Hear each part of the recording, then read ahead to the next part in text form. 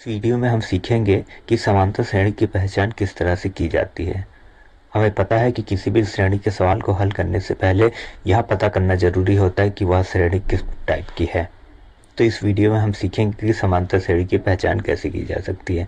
तो हम जानते हैं कि अगर कोई समांतर श्रेणी है जिसका पहला पद T1 हो, T2 दूसरा पद हो, T3 T4 Tn एक यह समांतर श्रेणी हो, तो आपको पता है कि जो इस श्रेणी का दूसरा पद हो वो पहले पद में एक निश्चित संख्या जुड़ा हुआ है, और जो तीसरा पद है वो दूसरे पद में एक निश्चित संख्या जुड़ के मिली है, और जो चौथा पद है वो तीसरी संख्या में एक निश्चित संख्या जुड़ के मिली हुई है।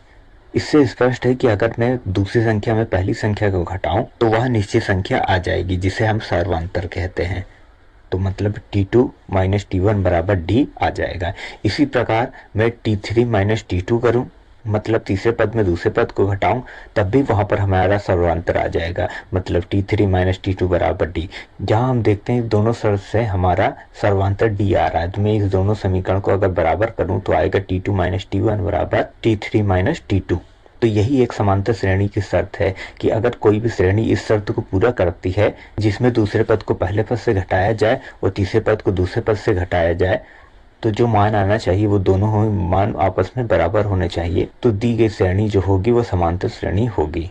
उपरोक्त पद को मैं इस तरह से भी लिख सकता हूँ, तो मैं T2 को एक तरफ पक्षांतर करूँ तो आ जाएगा T2 प्लस T2 बराबर T1 प्लस T3, और ये सॉल्व करने पर 2T2 equal to T1 plus T3। तो ये इस तरीके से भी लिखा जा सकता है।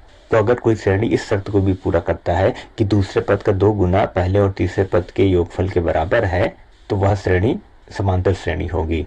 अगर हमें किसी श्रेणी का पहला दूसरा तीसरा पद ना मिला हो तो हम उस श्रेणी के कोई भी 3 क्रमागत पद ले सकते हैं।